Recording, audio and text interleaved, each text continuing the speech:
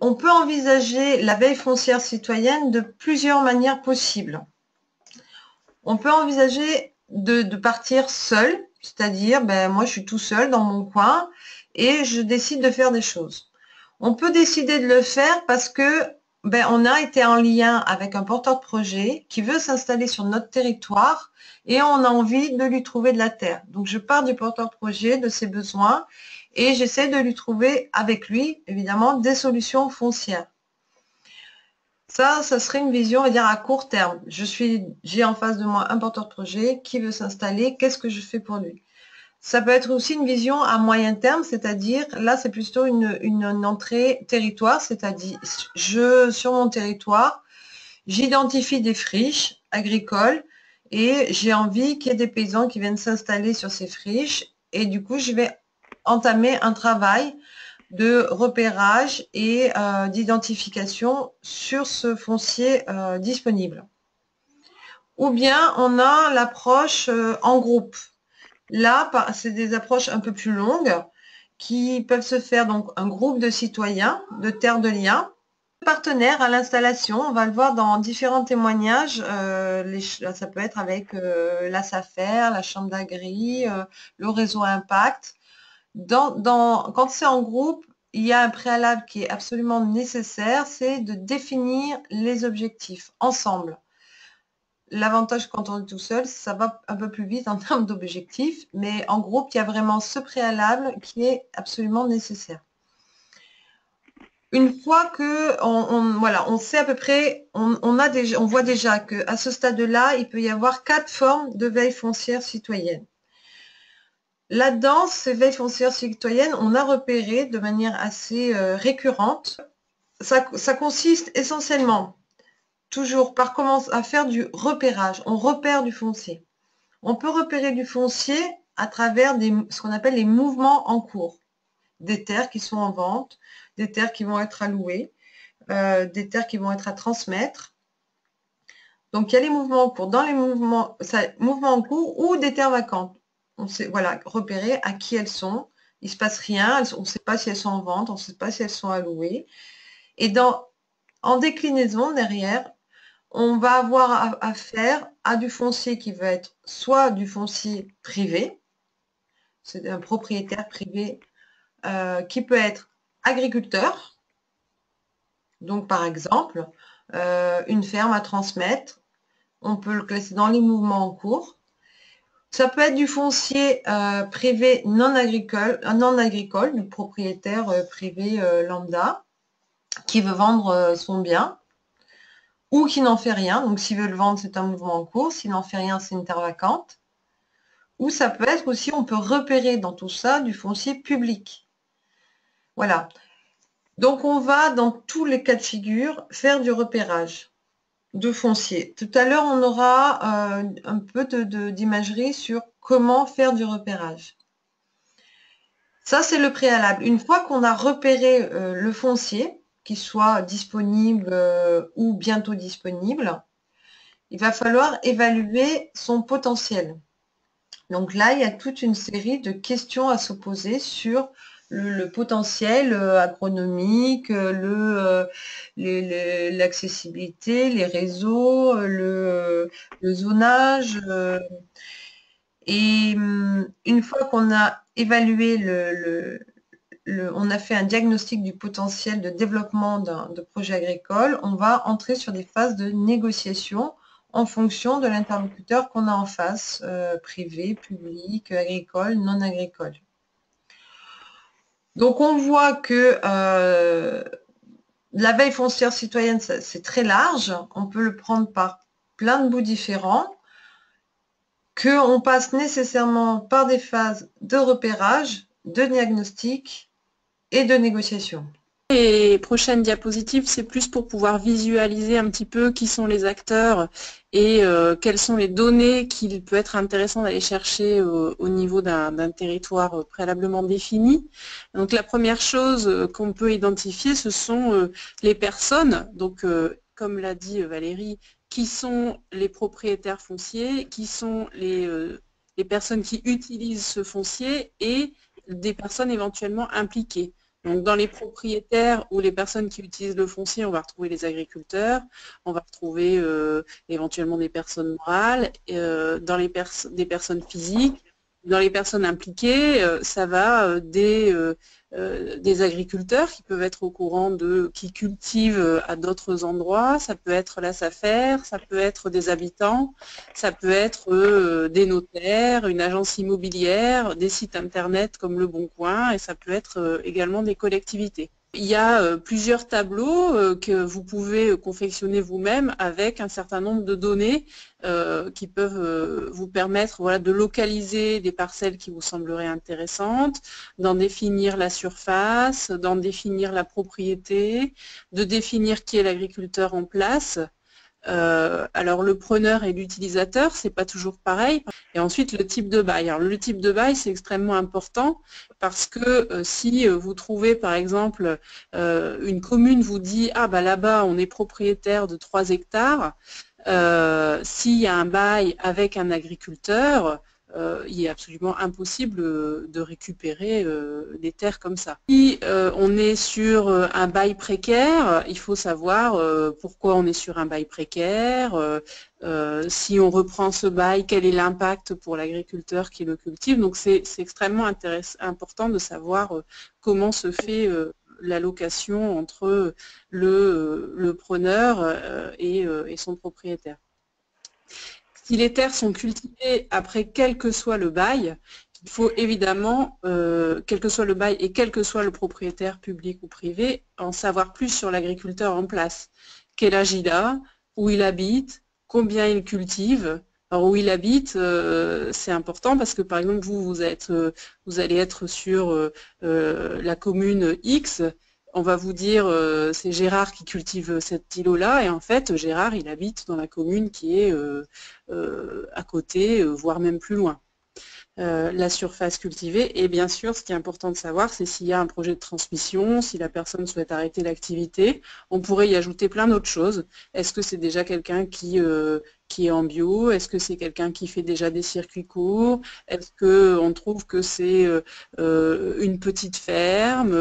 Est-ce qu'on juge que lui il est plutôt dans un système industriel? Enfin après vous pouvez ajouter vous toutes les colonnes qui vous semblent aussi pertinentes, mais en tout cas c'est quand on identifie une piste de foncier, c'est important de savoir qui le cultive, même si c'est en précaire. Analyser les pistes foncières. Alors pourquoi? Parce que, par exemple, nous, quand on arrive parfois auprès de collectivités ou même de propriétaires, ils vont nous dire « Ah bah là-bas, on a une terre qui est super ». Et puis en fait, bah, on s'aperçoit que la terre n'est pas du tout adaptée pour faire ce que le porteur de projet recherche. Il y aurait besoin de construire un bâtiment et en fait s'éloigner de tous les circuits de réseau d'eau et d'électricité. Donc c'est important d'analyser les pistes foncières. Donc est-ce que les terres sont libres ou occupées? Ça c'est ce qu'on a vu juste avant. Quel est le potentiel agronomique du bien, la nature des sols, les cultures possibles, la question de la pollution de la terre aussi qui peut être abordée, sachant qu'aujourd'hui, voilà, il y a tout un tas d'acteurs aussi qui peuvent potentiellement vous aider à faire une analyse de sol ou même évaluer assez vite si vous faites appel à un agriculteur du coin, si la nature du sol est propice à telle ou telle culture. Parfois c'est même en allant voir des anciens du village, ils vont vous dire ah bah oui, là avant c'était du maraîchage, là avant c'était un verger, enfin voilà, ça peut aussi vous donner des indications. La question du bâti et de l'urbanisme qui est aussi extrêmement importante, hein, puisque en général, nous, quand on trouve une terre nue, notamment, il faut voir s'il y a possibilité d'avoir un accès à l'eau, à l'électricité. Quand on trouve une terre qui est publique, c'est important d'en savoir le zonage, parce que souvent, parfois quand les collectivités possèdent des terres, c'est parce qu'elles ont des projets de construire. Et puis, eh bien, quand il s'agit d'une ferme déjà existante, l'état du bâti est important aussi à analyser pour voir très vite si il va y avoir d'importants travaux à faire.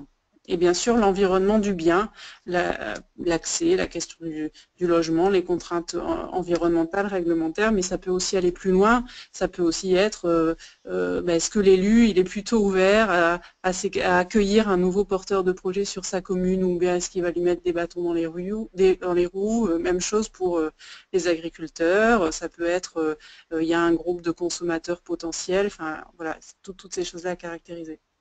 Donc cette partie, effectivement, peut nécessiter l'intervention de professionnels. Donc faut pas hésiter quand vous en êtes là, à recontacter les animateurs de Terre de Liens ou les animateurs des réseaux agricoles un peu alternatifs que vous avez dans vos régions. Et donc, le petit schéma d'après, c'est pour montrer sur un schéma un petit peu toutes les choses auxquelles il faut penser pour caractériser une parcelle. Dans l'idée de cartographier, voilà, par exemple, là, vous avez une carte avec différentes couleurs et des petits bonhommes qui sont dessus, un agriculteur proche de la retraite que vous avez repéré, un agriculteur qui est sur des terres publiques, un agriculteur qui est sur des terres publiques et qui est proche de la retraite, un agriculteur biologique. Et donc là-dedans, vous allez pouvoir vous dire, le petit 8 agriculteur qui est tout à droite, ce sera intéressant d'aller le voir parce qu'il va bientôt partir à la retraite, mais ce serait aussi intéressant de savoir où est-ce qu'il cultive, et peut-être qu'il cultive dans d'autres communes où il y a des terres publiques peut-être plus facilement récupérables, ou sur des terres d'un propriétaire qui est emballé par le projet de Terre de Liens et que vous avez pu rencontrer. L'agriculteur qui utilise des terres publiques proches de la retraite, c'est pareil. Et l'agriculteur biologique, c'est intéressant de savoir voilà, si c'est plutôt un petit agriculteur, un gros agriculteur, si il serait lui-même intéressé par des terres, s'il connaît des porteurs de projets qui cherchent à s'installer. Vous pouvez aussi caractériser bien sûr les parcelles. Donc sur cette parcelle-là, vous avez noté une possibilité de conversion ou pas. Je passe. Et sur l'autre parcelle, c'est une parcelle intéressante pour une installation parce que c'est près d'une route, il y a les réseaux d'eau, d'électricité, etc. Vous présentez un petit logiciel parce que donc c'est intéressant de repérer et d'avoir en tête tous ces éléments, que ce soit du côté de savoir où sont les parcelles publiques, privées, qui les cultive, avec quel type de bail, où sont les porteurs de projets du territoire, mais aussi caractériser les parcelles que vous avez identifiées. Et aujourd'hui, on n'a pas beaucoup d'options pour pouvoir faire de la cartographie à Terre de Liens. Il y a les options papier, donc je pense que vous savez tous qu'en allant sur Google Maps, vous pouvez aller copier-coller des parcellaires, et après voilà, vous imprimez ça, vous pouvez dessiner sur le papier les parcelles qui vous intéressent. Il y a le site aussi du cadastre qui s'appelle cadastre.gouv.fr. Ça c'est intéressant, c'est si la mairie vous dit nous on est propriétaire des parcelles ZB15, ZB312, et donc avec ces numéros vous pouvez sur cadastre.gouv.fr rentrer les données des parcelles et avoir une carte où là le parcellaire est vraiment découpé, ce qui n'est pas le cas sur Google. Donc sur Google vous ne pouvez pas savoir quand vous voyez une parcelle cultivée, vous ne pouvez pas savoir si derrière il y a 1, 2, 3, 4, 5 parcelles cadastrales. Et il y a un logiciel libre qui s'appelle UMAP, logiciel qui vous permet, donc vous avez plusieurs fonds de cartes, et donc vous avez un fond de carte qui est celui que vous voyez apparaître, qui est le même que ce que vous avez sur Google, sauf que sur ce fond de carte, vous pouvez colorier. Donc là par exemple, moi j'ai colorié une parcelle en violet là, et vous pouvez, donc sur la partie de droite, vous pouvez nommer la parcelle, et vous pouvez en faire une description. Par exemple, moi j'avais noté agriculteur, parent, retraite, propriétaire à identifier. Et ensuite, en fait, quand vous vous enregistrez dans UMAP, vous avez une URL, un lien en fait que vous pouvez partager avec un groupe, et tout le monde voit la parcelle que vous avez dessinée et la description que vous avez faite. Donc ça demande un petit peu de s'approprier le logiciel, mais si vous êtes plusieurs sur une commune à essayer d'identifier un peu les opportunités de foncier, ça peut être intéressant pour le partage de données entre vous, parce que voilà, le papier, c'est pas facile à mettre à jour et puis ça se perd, et puis éventuellement avec l'animateur de Terre de Liens. Identifier les porteurs de projets, pour terminer, ça c'était un peu dans le même esprit, c'est que c'est bien d'identifier des opportunités de foncier, mais c'est bien aussi de savoir qui sont les porteurs de projets d'un territoire, donc qui ils sont, quel âge ils ont, est-ce qu'ils s'installent dans le cadre familial, hors cadre familial, est-ce que c'est une reconversion professionnelle, quelle formation ils ont, quelle année prévue de création du projet, production, quelle démarche de qualité, quelle surface ils recherchent, quels besoins en bâtiment, quels besoins spécifiques d'eau, d'électricité, quelle commercialisation ils veulent faire, quelle diversification de leur activité. Elle permet soit quand on fait une recherche de veille foncière pour un porteur de projet de savoir ce qu'on recherche, soit quand on identifie du foncier, de pouvoir se dire ah bah tiens Paul il veut s'installer en maraîchage, c'est bien ce qu'on a trouvé. Marie par contre elle voudrait s'installer paysanne boulangère, c'est pas suffisant comme terre, et donc pouvoir faire des liens entre des porteurs de projets et des terres que vous avez identifiées. Ceux qui ont comme objectif de travailler aussi avec les collectivités de leur territoire, que ce soit une commune, une communauté de communes, une agglo, c'est aussi d'identifier les projets du territoire en termes de cantine bio, de volonté de créer une épicerie solidaire ou ce genre de choses, parce que ça peut être aussi des arguments après qui vous donnent des informations sur le foncier qu'ils ont. Parce que voilà, l'entrée, on va installer des gens, c'est pas forcément l'entrée qui va toucher en premier les collectivités. Donc il y a un cheminement aussi entre les terres qu'on a repérées, à quoi elles peuvent servir, et la volonté des communes localement.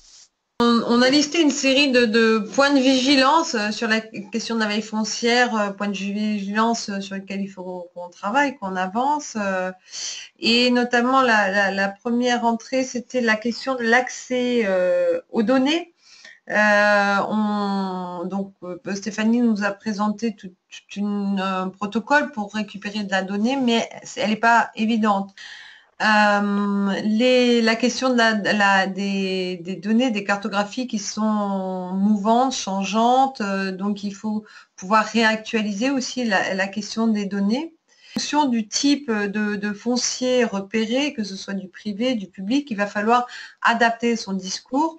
Donc nous, Terre de Liens, on a aussi un travail à faire de développement d'argumentaire pour, voilà, quand vous allez rencontrer une ferme à transmettre, vous n'aurez pas forcément le même discours et la même approche que quand vous rencontrez un propriétaire privé qui veut tirer le meilleur prix de son foncier.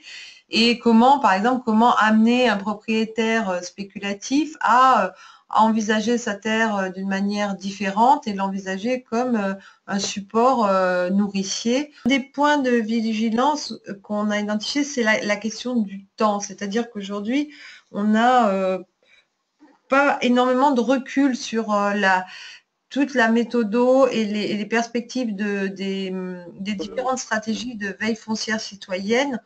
On pense pour l'instant qu'il faut du temps pour pouvoir faire cette cartographie, récupérer de la donnée foncière.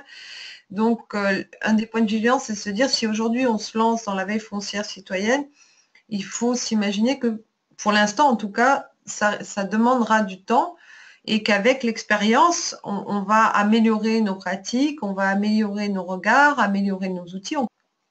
Et pour faire face à ce temps long, c'est d'arriver à se fixer des objectifs simples au préalable, que ce soit seul ou en groupe, de dire dans un premier temps, mon objectif, il va être faire du repérage. Et après, je verrai ce que je peux faire avec la matière que j'ai récoltée. Ou je vais aller rencontrer les fermes qui vont être à transmettre sur mon territoire et je rentre en dialogue avec les paysans qui vont partir à la retraite. Voilà, pas partir dans tous les sens, se fixer des objectifs simples et essayer d'aller au bout. Un petit temps sur des exemples. Donc en Picardie, donc ils ont utilisé la presse pour faire parler de besoins en foncier d'un porteur de projet avec son témoignage.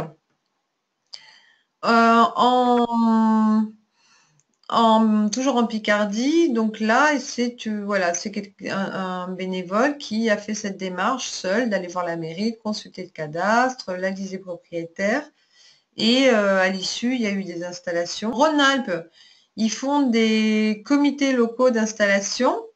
L'échelle d'un territoire au sein d'une communauté de communes, il y a différents territoires, et c'est un regroupement d'élus, d'agriculteurs, d'associations, et qui échangent sur les opportunités foncières, qui accueillent les porteurs de projets, qui peuvent faire de la sensibilisation.